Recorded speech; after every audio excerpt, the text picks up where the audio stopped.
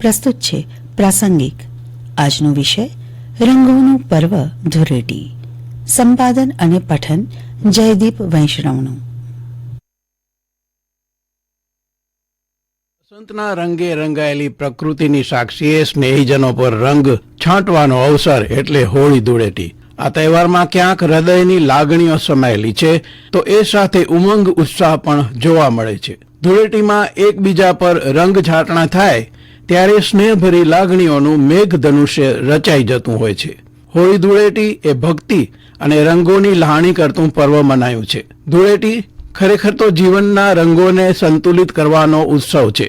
એમાં ગમતી વ્યક્તિને રંગવાનો અને તેના દ્વારા રંગાઈ જવાનો આનંદ અદકેરો હોય છે.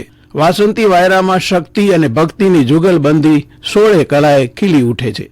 ભાત ભાતના રંગોથી ભીંજવનાર વ્યક્તિના જીવતરમાં ક્યારેય પાનખર નથી આવતી. ધૂળેટી એ પરસ્પરના સ્નેહ મિલનનું સામાજિક પર્વ છે.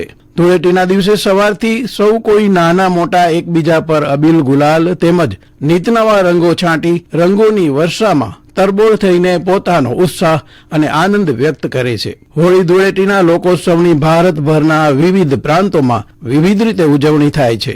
હોળી ઉત્સવનું જો કોઈ શ્રેષ્ઠ પાસું હોય તો તે ગીત, સંગીત અને નૃત્ય છે.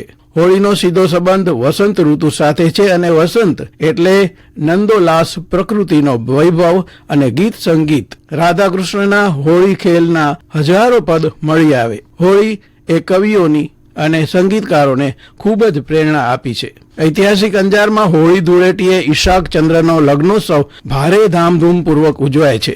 જેના સમાપને ફરી વરરાજા કુંવારા બની જાય છે અને હવે ક્યારે ધૂળેટી આવે અને ક્યારે મારા લગ્ન થાય તેવા સપના જોતા થઈ જાય છે. વર્ષો જૂની પરંપરા પ્રમાણે આ અનોખા લગ્નની 7 દિવસીય ઉજવણીની શરૂઆત હોળાષ્ટકના માણેક સ્તંભ રોપાયા બાદ થાય છે. ઈશાકચંદ્રનો વરઘોડો શહેરમાં ફરે, જેમાં દાંડિયા રાસનું પણ આયોજન કરાય છે.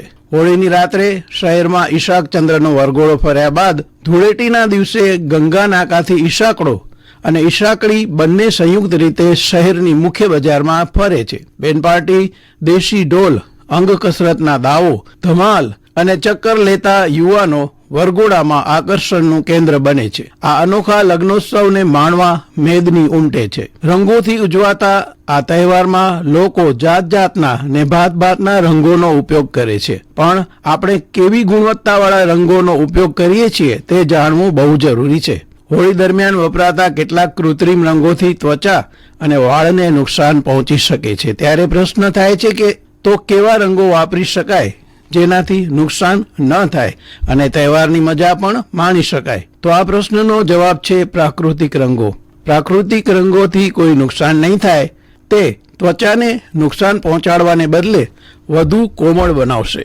રાસાયણિક રંગોથી વાળ ખરવાની અને ખોડો થવાની સમસ્યા થાય છે, જ્યારે હર્બલ અને જૈવિક રંગોથી આવું કંઈ થતું નથી. હળદરમાં ચણાનો લોટ અને ગલગોટાના ફૂલને પાણી સાથે મેળવી આ મિશ્રણને ઉકાળતા ભીનો રંગ તૈયાર થઈ જાય છે. હળદરમાં ચણાનો લોટ મિક્સ કરી સૂકો રંગ તૈયાર કરી શકાય છે. લાલ રંગને બદલે લાલ ચંદન પાવડરનો પ્રયોગ પણ કરી શકાય. ફાગણમાં 16 કળાએ ખીલેલો મનમોહક કેસુડો હોળીમાં પ્રાકૃતિક રંગ આપે છે. આધુનિક યુગમાં ગ્રામ્ય વિસ્તારના લોકો આજે પણ ધૂળેટી કેસુડાના ફૂલોથી બનેલા રંગોથી રમે છે. ધૂળેટીનું પર્વ એ જીવનમાં નવો ઉત્સાહ અને ઉમંગ ભરી દે છે. આ દિવસે દેવી દેવતાઓ સાથે પણ ધૂળેટી ઉજવવાનો મહિમા રહેલો છે. શાસ્ત્રોમાં ઉલ્લેખ છે એ અનુસાર દરેક દેવી દેવતાને એક ખાસ રંગ અત્યંત પ્રિય હોય છે અને એટલે જ એવી માન્યતા પ્રચલિત છે કે ધૂળેટીના અવસર પર જો દેવી દેવતાને તેમના પ્રિય રંગની વસ્તુઓ અર્પણ કરાય અથવા તો પ્રિય રંગનો